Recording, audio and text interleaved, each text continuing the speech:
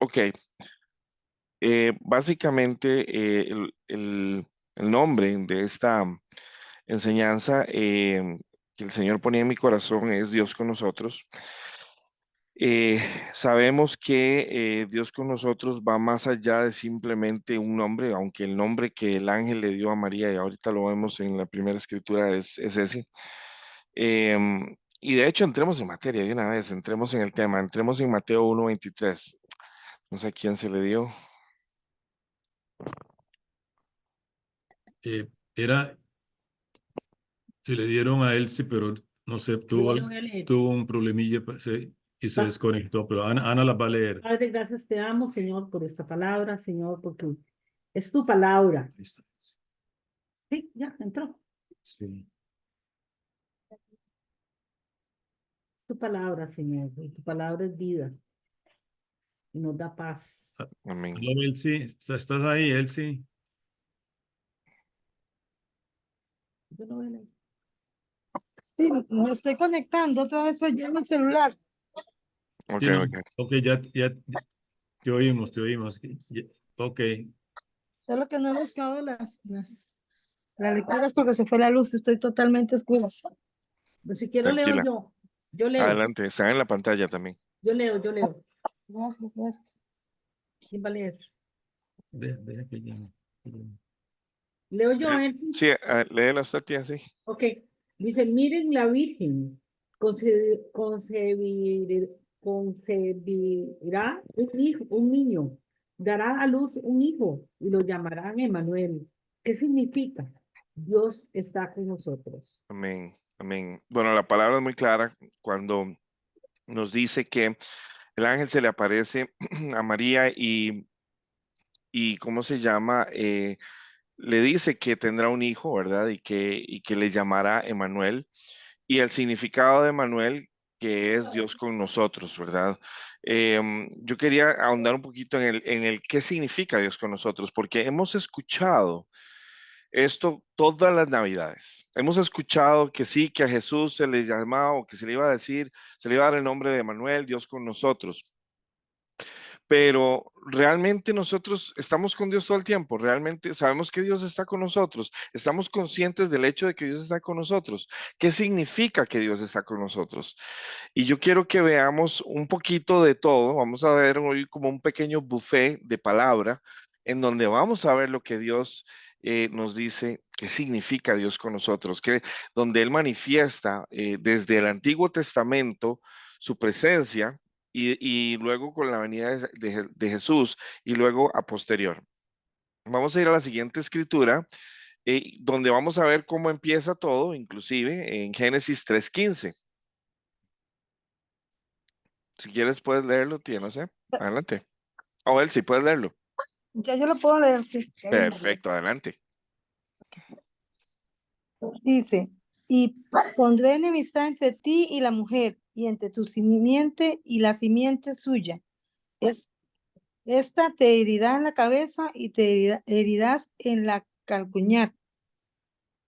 En el Amén. calcuñar, dice. Perdón. Sí, esta versión es un poquito más clara. Dice, el descendiente de la mujer te aplastará la cabeza mientras tú solamente le morderás el talón. Desde el puro inicio, el Señor ya estaba dando una visión, un norte con respecto a su plan de redención para la tierra, que a través de la mujer iba a venir una simiente que iba a destruir la obra del enemigo, la obra de Satanás aquí en la tierra. Esta era probablemente fue la advertencia más fuerte de Dios contra la serpiente, contra Satanás, y por eso Satanás a lo largo de toda la historia ha tratado tan fuertemente de maltratar a la mujer, de sacrificar a la mujer, de diezmar a la mujer.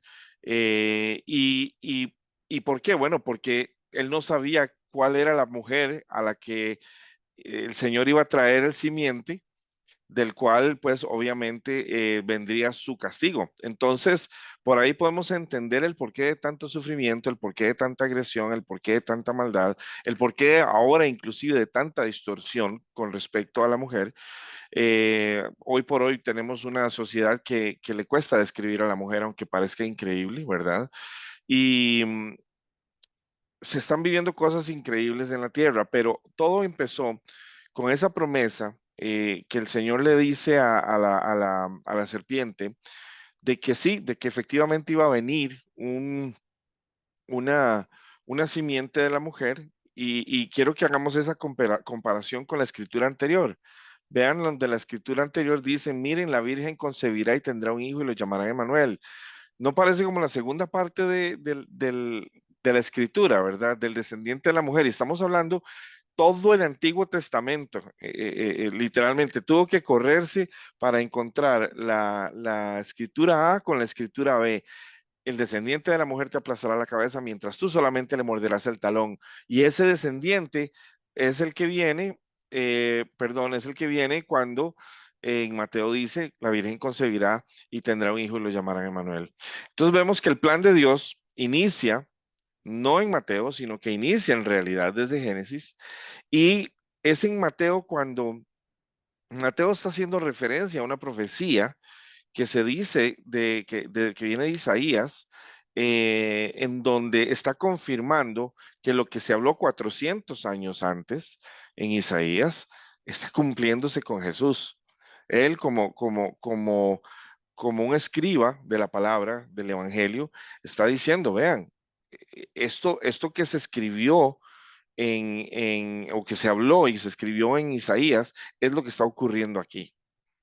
Entonces, desde ahí empezamos a ver que el Señor siempre tuvo un plan. El Señor caminó con Adán y Eva en el Edén, ¿verdad? Él tuvo contacto con ellos y fue el pecado el que los separó de Dios.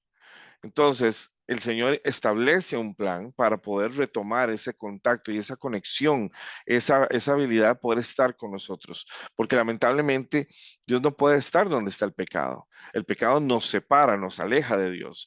Y no solo el pecado, yo diría la rebeldía, cualquier manifestación, porque a veces nosotros creemos que pecar es hacer cosas malas, a veces nuestras actitudes, a veces nuestros pensamientos, a veces simplemente el enfoque del día, a veces cosas tan sencillas como tener una agenda llena de cosas que hacer, y en especial en épocas como estas, en donde lo último en lo que pensamos es en el Señor. Y a veces hay que ir a comprar regalos, y a veces hay que ir a hacer mandados, y a veces hay que ir a traer el queque, y a veces tenemos una actividad en la noche y pasamos todo el día en carreras, en estreses, en frustraciones, y no nos tomamos ni siquiera 5 o 10 minutos para hablar con el Señor. Entonces, realmente nuestra naturaleza es así. Nuestra naturaleza es separada de Dios y tenemos que obligarla a permanecer en el Señor para que todo lo que hemos hablado, todo lo que la Biblia nos muestra se cumpla. Vamos a la siguiente escritura, que es este Salmo 46:7. Jehová de los ejércitos está con nosotros. Nuestro refugio es el Dios de Jacob. Amén. Amén. Vamos incluso a Deuteronomio 21 de una vez. Creo que esa la tiene tía Leti. Adelante. Amén, amén. Dice Deuteronomio 21, Moisés continuó diciendo, cuando vayan a la guerra, no tengan miedo, aunque el enemigo sea muy fuerte y numeroso y tengan muchos caballos y carros de combate, nosotros contamos con nuestro Dios, que nos libró de Egipto. Amén, amén. Vean cómo el Señor, a lo largo del Antiguo Testamento, y podemos verlo en toda la escritura, se hace manifiesto una y otra y otra y otra vez. En el Salmo nos dice, el Señor de los ejércitos está con nosotros, nuestro baluarte es el Dios de Jacob. Cuando salgas de batalla, dice Deuteronomio 21, contra tus enemigos y veas caballos y carros, pueblo más numeroso que tú, no tengas temor de ellos porque el Señor, tu Dios, que te sacó de la tierra de Egipto, está contigo. Las afirmaciones de la presencia de Dios están ahí constantemente.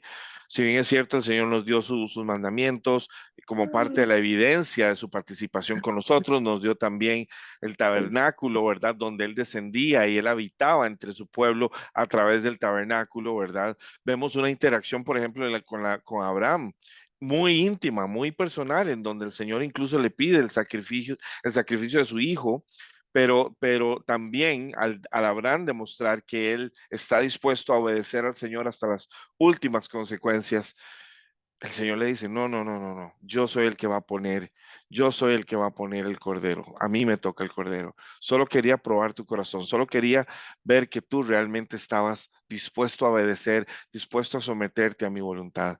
Y lo hermoso es que hemos visto en cada una de las historias del Antiguo Testamento cómo Dios de una manera u otra intervenía. Si Él no hablaba, Él enviaba a alguien. Él enviaba un emisario, él enviaba un profeta, él enviaba un mensajero, él tenía atalayas, él tenía mensajeros, él tenía vigías, pero Dios siempre permanentemente estaba. Y si no enviaba a sus ángeles, y si no, como el caso de Jacobo, él mismo iba. Podemos ver cómo el Señor estuvo siempre, a pesar del pecado en la humanidad, tratando de utilizar o de estar o de utilizar a alguien como su representante. ¿Por qué? Porque Él quiere estar con nosotros. Él ama a su pueblo, Él ama a su gente, Él ama al mundo. Lo que pasa es que el mundo no le ama igual. El mundo ama al mundo, el mundo ama la maldad, el mundo ama la rebeldía. Esa es nuestra naturaleza humana. Y por eso es que necesitábamos un redentor, por eso es que necesitábamos un rescate, por eso es que necesitábamos un plan de salvación. Si el mundo no tuviera necesidad de ser salvado, entonces simplemente no envía a Jesús. Y Jesús es la evidencia de que necesitábamos ser salvados, de que íbamos en un camino sin fin a una eternidad de perdición, hasta que el Señor interviene y abre una puerta, abre un camino que es más angosto, sí. ¿Por qué más angosto? ¿Para que menos personas puedan entrar? No, porque es más difícil realmente, es más difícil para nosotros someter nuestra carne que obedecer a Dios. Nuestra carne, nuestra humanidad siempre va a estar tratando de estar en su propia voluntad, en su propio yo, pero Dios siempre está ahí tratando de tocar a nuestra puerta. No te olvides que estoy contigo, estoy contigo, estoy contigo. A mí en muchas ocasiones el Señor me hablaba y me decía, yo estoy aquí, yo siempre he estado con ustedes. El problema es que ustedes, porque no me ven, piensan que yo no estoy, pero tampoco me buscan para averiguar dónde estoy, para averiguar que estoy o no estoy. Simplemente se despistan, se llenan de tantas cosas de este mundo que al final les es difícil ver más allá.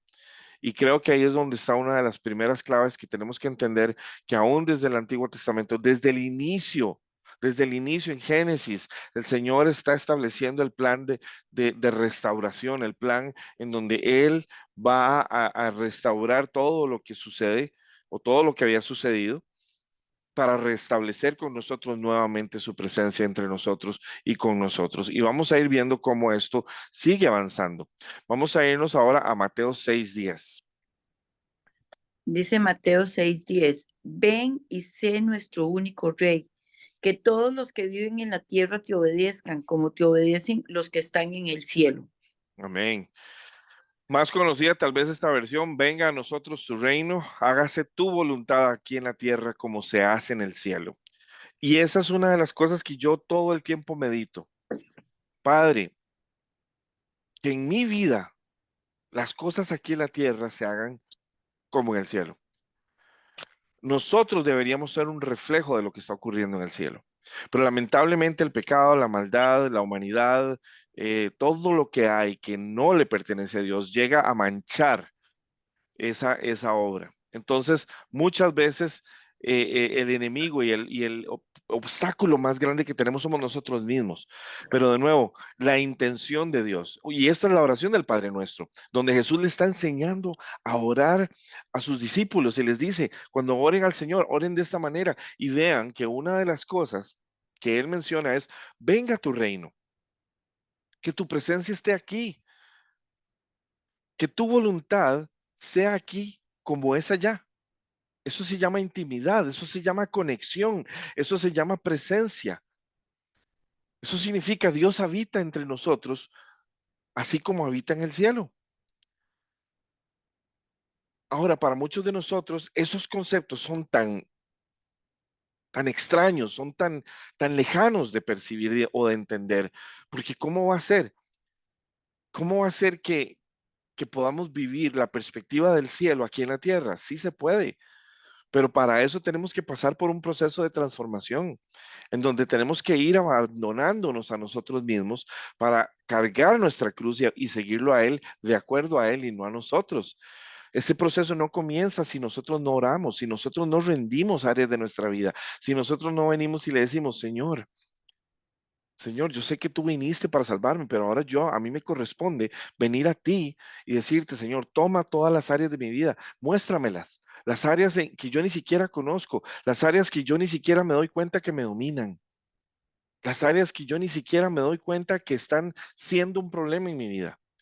El Señor nos conoce, nos entiende, tiene tanto amor y tanta gracia por nosotros, pero cuando Él ve que un hijo está pidiendo ayuda, que un hijo se da cuenta de que necesita ayuda, pero no sabe ni dónde ni cómo, Él va a intervenir. El problema es que nosotros no damos ese paso. No damos ese paso de fe, nos cuesta a veces. A veces la agenda está tan llena y a veces creemos que estamos bien como estamos. Ni siquiera somos lo suficientemente humildes para ir a preguntarle, Señor, necesito una radiografía. Así como vamos al doctor para que nos saque sangre y veamos cómo estamos por dentro, deberíamos ir al Señor para que Él nos diga cómo estamos espiritualmente. Para muchos es sabido, para muchos no lo es.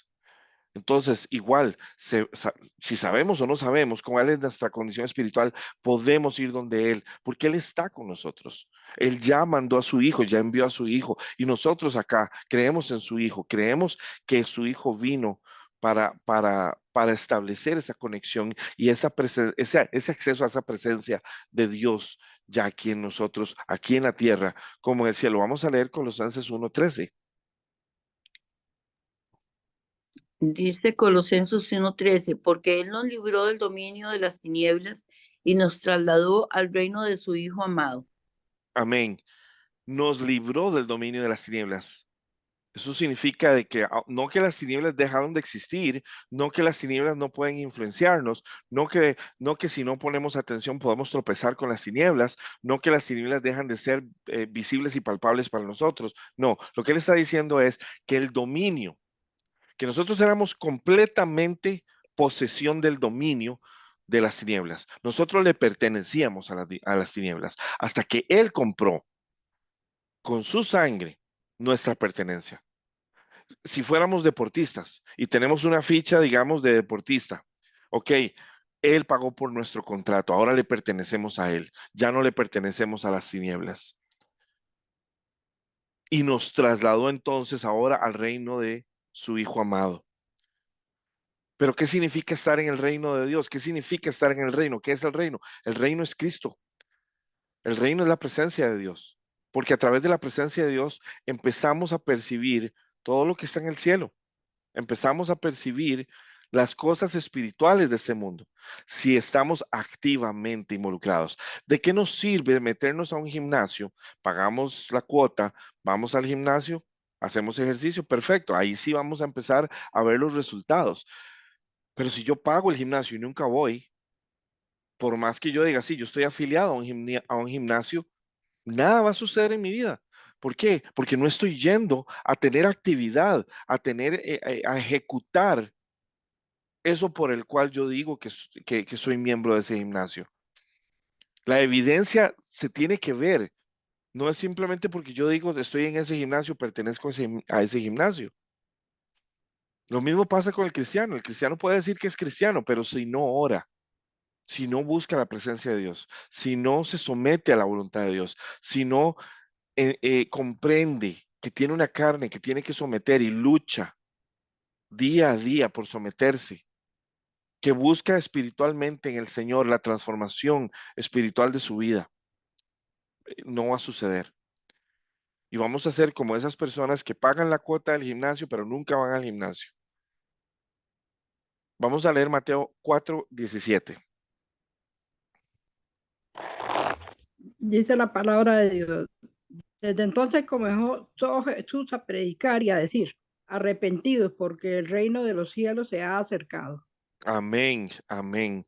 Una de las cosas que Jesús empieza a hablar desde el inicio de su ministerio es esto: arrepentidos porque el reino de los cielos se ha acercado. porque el reino de los cielos ya está aquí. Él era el representante del reino de los cielos. Y para nosotros, ¿qué tenía que suceder para la población a la cual él venía? ¿Qué era lo que tenía que suceder para efectos de que se pudiera dar esa transacción de que ahora sí le pertenecías a las tinieblas, ahora le perteneces al reino? ¿Qué tenía que suceder? Bueno, primeramente un arrepentimiento. No puede haber arrepentimiento si no hay un reconocimiento de nuestra maldad, de nuestra humanidad siendo mala. Hoy por hoy hay muchas personas en este mundo que justifican la maldad de la humanidad. Es más, hay personas que hoy por hoy, incluso defienden a la humanidad de las personas, la humanidad nuestra, y dicen que no hay tal, que no hay una asociación o una correlación entre la maldad y la humanidad, que la maldad no es intrínseca del ser humano. Pues a partir de todo lo que yo veo en la palabra, lo veo intrínseco. Veo que tuvo que Jesús venir y hasta decirnos, arrepiéntanse. ¿Arrepentirme de qué? De la vida que he tenido sin Cristo, de vivir para mí, de vivir para este mundo, de vivir de acuerdo no a los estándares de Dios, sino a los estándares míos. Pero para yo llegar a un arrepentimiento genuino, tengo que entender genuinamente que estoy mal. Él es el espejo, la contraparte de mi realidad. Y si yo estoy en un color muy diferente al de él, estoy mal. Yo recuerdo que para pintar a veces un apartamento, uno tiene que buscar, ojalá, si vas a pintar el mismo color, tienes que conseguir la misma tonalidad. Y si la pintura es muy vieja, es muy difícil conseguir esa misma tonalidad. Bueno, ¿a qué me refiero con esto? Si nosotros tenemos un color que es diferente al de Cristo, se va a notar.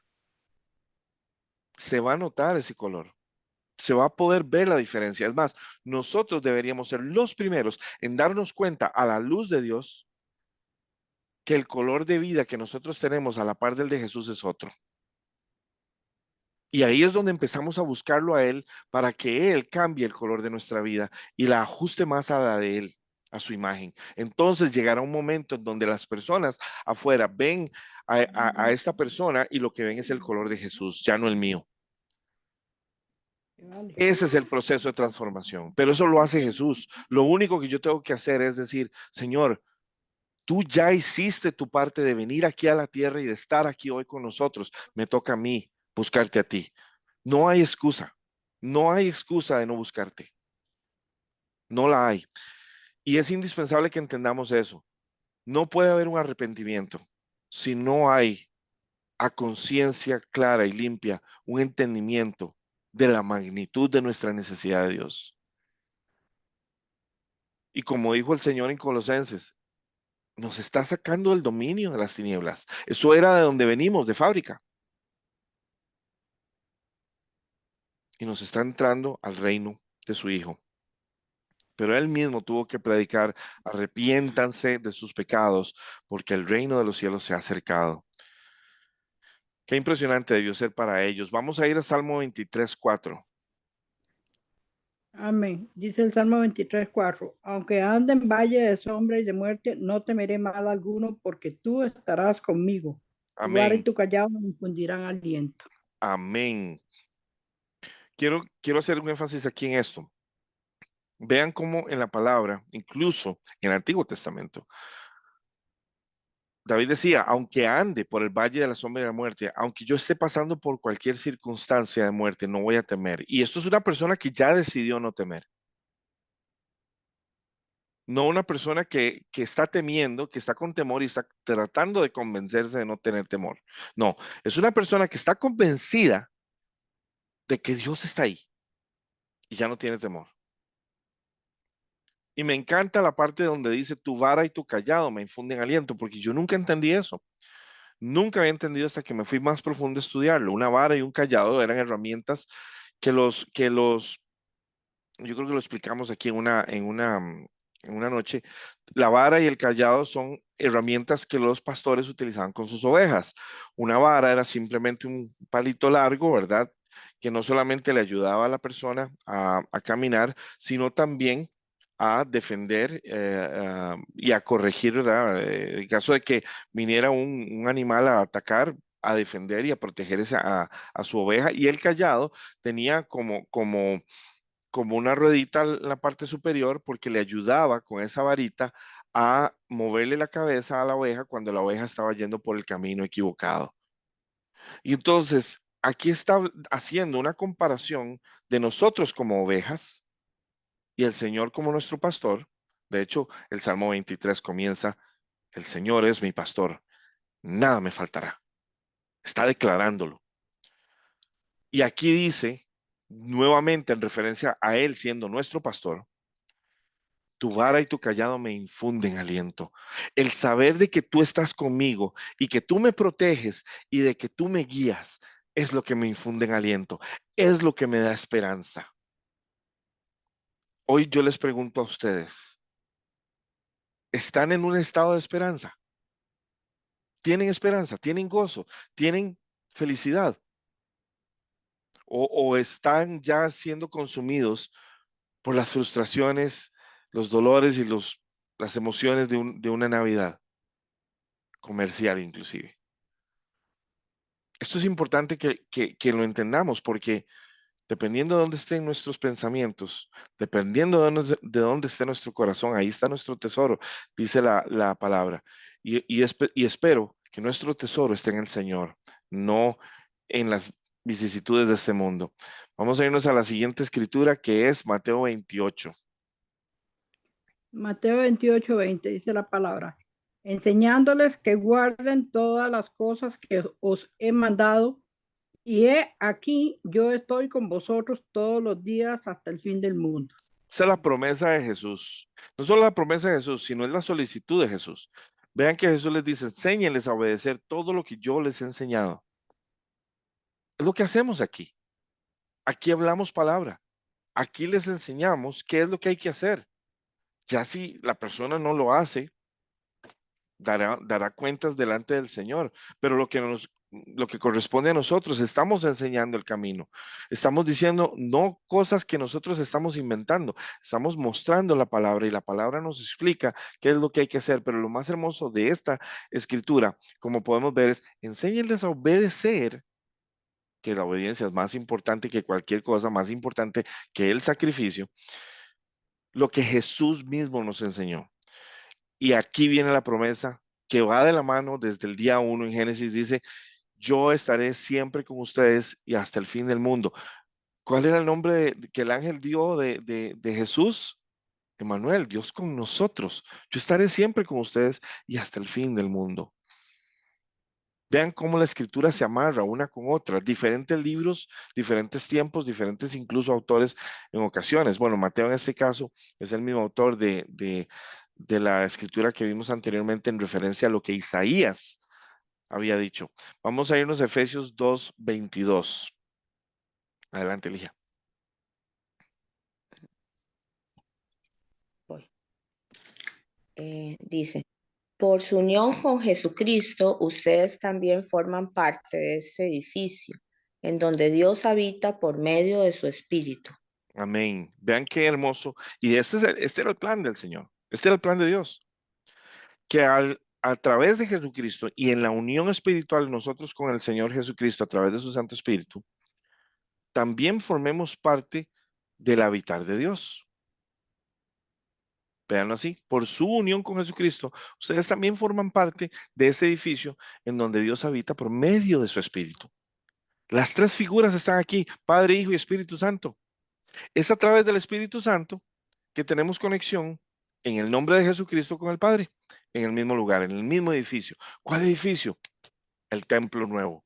Él nos construyó ahora como templo de su habitar. Dios con nosotros y vamos más allá. Dios en nosotros. Y vean cómo nuestra mente, vean cómo nuestras agendas, vean cómo nuestro diario vivir nos hacen olvidar esto tan increíblemente importante. Vamos a irnos a Salmo 46:10.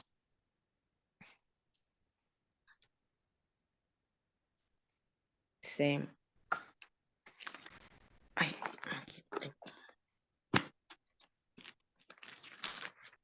Salmo 46:10 dice, estad quietos y conoced que yo soy Dios. Seré exaltado entre las naciones, enaltecido seré en la tierra. Amén. Esta versión me llamó poderosamente la atención porque es más directa, es más confrontativa. Ríndanse, reconozcan que yo soy Dios. Yo estoy por encima de las naciones, yo estoy por encima de toda la tierra. Él está hablando de la magnitud de quien Él es. Y sí, obviamente cuando nosotros entendemos de quién hablamos, cuando conocemos a Dios, es mucho más sencillo ser obedientes, es mucho más sencillo compenetrarnos con Él, es mucho más sencillo ser obedientes. Pero ese Dios que dice, reconozcan que yo soy Dios, es el que está dentro de nosotros a través de su Santo Espíritu. Vámonos ahora a Salmo 27, Dice, 27:4. solo una cosa he pedido al Señor, solo una cosa deseo, estar en el templo del Señor todos los días de mi vida, para adorarlo en su templo y contemplar su hermosura. Cuando David escribe esto, el Espíritu Santo no vivía dentro de él. Y obviamente en su mente él tenía la idea de un templo. Pero vean qué ironía de la vida. Dios cambió el formato. Dios quitó el templo y convirtió cada corazón en un templo. Tu corazón y mi corazón, nuestro espíritu es el templo del Espíritu Santo. Ahora vemos a una persona con la actitud correcta, una persona que se dio cuenta quién es Dios, una persona que entiende con claridad quién es Dios y no necesita nada más porque en Dios se encuentra la plenitud de su existir. Y dice, solo una cosa he pedido al Señor, solo una cosa deseo, estar en el templo del Señor todos los días todos los días de mi vida para adorarlo en su templo y contemplar su hermosura. No puedo ni imaginarme lo que David hubiera pensado al ahora él entender que el templo era él mismo. Probablemente hubiera pasado danzando todos los días, adorando al Señor, cantándole, sintiendo y viviendo su presencia aún más poderosamente de lo que la vivió en su época. ¿Cómo estamos nosotros espiritualmente hablando? ¿Estamos disfrutando de la presencia de Dios? ¿Estamos realmente contemplando la hermosura de nuestro Dios? ¿Estamos confiados de que su mano está en nosotros y con nosotros? Esta Navidad, que sea acerca de su presencia, no acerca de las tradiciones y demás, que a veces son bonitas, no voy a decir que no. Hay muchas cosas que yo amo de la Navidad como época del año. Para mí es una de las épocas más lindas, pero es incomparable a la presencia de Dios. No hay, no hay ni siquiera un comparativo. Vamos a irnos al Salmo 91, 14, 16. Adelante, Vi. El Señor dice, rescataré a los que me aman, protegeré a los que confían en mi nombre. Cuando me llamen, yo les responderé. Estaré con ellos en medio de las dificultades. Los rescataré y los honraré. Los recompensaré con una larga vida y les daré mi salvación. Amén. Qué hermoso porque en el Salmo 91, cuando leemos el Salmo 91 hay una condicional. O sea, no es que el Señor pone condicionales a todo, no, pero esta en específica tiene una condición. La condición es que usted y yo habitemos en la presencia de Dios. Si usted y yo habitamos en la presencia de Dios y buscamos con todo nuestro corazón, con toda nuestra mente, con todas nuestras fuerzas, estar en la presencia de Dios todos los días, resulta que esta es su promesa. Esta es la promesa del Señor cuando estamos en su presencia. Por cuanto me ama, yo lo libraré, lo protegeré porque confía en mi nombre. Cuando me llame, yo responderé y estaré con él en la angustia. Lo libraré y lo honraré y le daré muchos años de vida. Y en especial esto, le daré mi salvación. Recuerden que la salvación no había llegado todavía a, ¿cómo se llama? Cuando David escribía los salmos.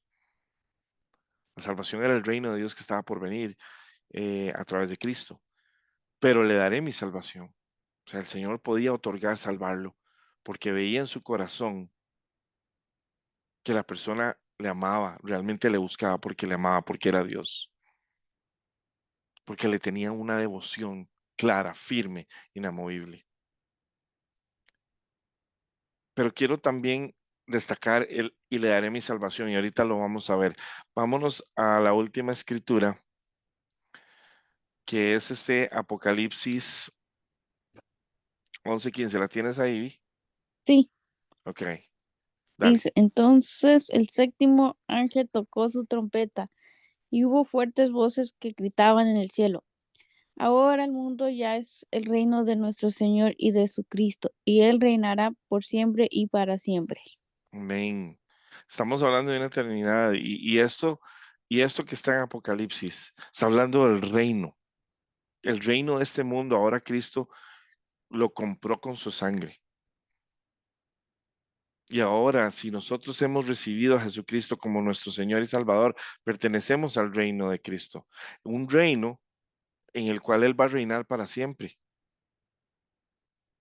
Y vean cómo desde Génesis el Señor venía participando, ahí estaba presente con nosotros.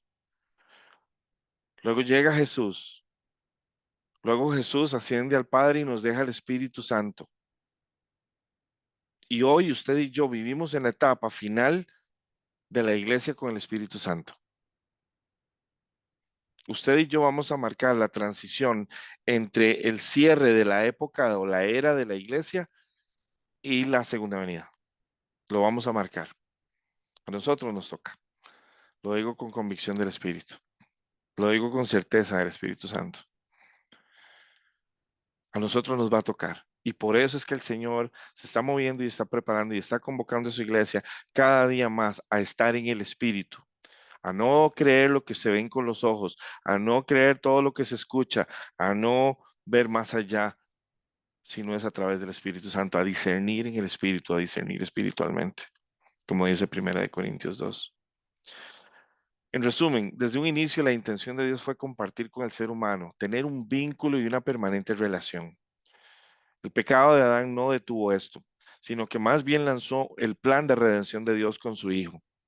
Es a través de el Hijo que Dios manifestó en la carne, Dios se manifiesta en la carne. Y ahora, después de que Jesús regresa al Padre, es a través de su Santo Espíritu que Él habita con y en nosotros. La promesa de Manuel está cumpliéndose hoy en ti y en mí. Cuando veamos el portalito de Belén, cuando veamos las canciones de Navidad y el Señor, usted y yo somos los portadores del propósito de Jesucristo. Usted y yo somos la evidencia de que Jesucristo efectivamente vino. Y ahora usted y yo vamos a ser la evidencia de que Jesucristo viene otra vez. Porque Jesucristo está por venir. Finalmente, no agregué esta escritura a la lista vi, pero la agregué ahorita porque la sentí en el espíritu y la quiero poner. ¿Se acuerdan que en la anterior decía, y les mostraré mi salvación, y les daré mi salvación? Vean lo que dice Jesús en Juan 17:3.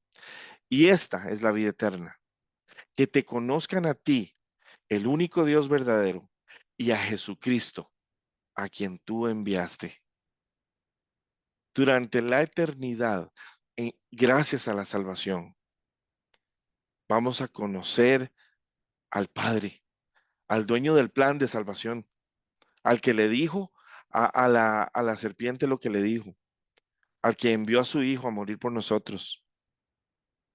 Y vamos a conocer el Espíritu Santo que nos ha estado sosteniendo a escondidas prácticamente, así como invisible.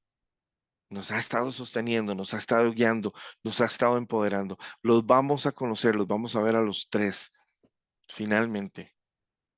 Y vamos a compartir con ellos una eternidad, porque conocer a Dios nos va a tomar una eternidad y un poco más. Este era el mensaje que traía para ustedes hoy. Es un mensaje cortito, pero lo que quería era resumir la magnitud del plan de Dios. Cuando decía, Dios con nosotros, Emmanuel, desde el puro principio en Génesis está establecido que el Señor ya tenía un plan de redención, un plan de restablecer las cosas en un orden nuevo. Tenía la cura para todo el problema que había sucedido. Sí, el Señor dejó que el tiempo pasara como tenía que suceder de acuerdo a su plan. Su plan es perfecto. Y hoy usted y yo somos parte de ese plan. No estamos aislados de ese plan, al contrario, estamos en la etapa del cierre y a usted y a mí nos toca ese cierre con bombos y platillos. Iglesia, estamos listos para la venida de nuestro Señor, estamos alistando nuestra casa, nuestra familia, nuestro corazón, nuestra mente, nuestro hogar, estamos alistándonos para la venida del Señor. ¿Cómo estamos? ¿Cómo estamos? ¿Estamos listos? Somos una iglesia que está ya luchando y orando en contra de toda la maldad que se ve manifiesta en este mundo. O solamente estamos de espectadores. Usted y yo no estamos llamados a ser espectadores ya no más. Estamos llamados a ser copartícipes del poder y la gloria del reino de Dios aquí en la tierra. ¿Toma tiempo? Sí. ¿Somos perfectos? No, no es ni siquiera un requisito. El que diga que para poder ser evidencia de Dios tienes que ser perfecto, que vaya y me encuentre a uno en la Biblia que es perfecto. No hay. El único perfecto fue Jesús. Y Dios se deleita en los imperfectos. ¿Sabe por qué? Porque no se trata de ellos, se trata de Dios. Se trata de Dios con nosotros y ahora Dios en nosotros. Así que les dejo este mensaje cortito, pero creo que es un bonito mensaje para meditar y para contemplar la magnitud del plan de Dios. Había muchísimas escrituras más de las cuales podríamos ahondar y hablar, pero creo que es un bonito estudio que nos permite ver desde el principio y hasta el final cómo Dios ha estado pensando en nosotros, para nosotros y por nosotros, para estar con Él en una eternidad y habitar con Él, desde el principio hasta el fin de los tiempos. Amén. Hasta aquí llega nuestra grabación y nos vemos en el próximo.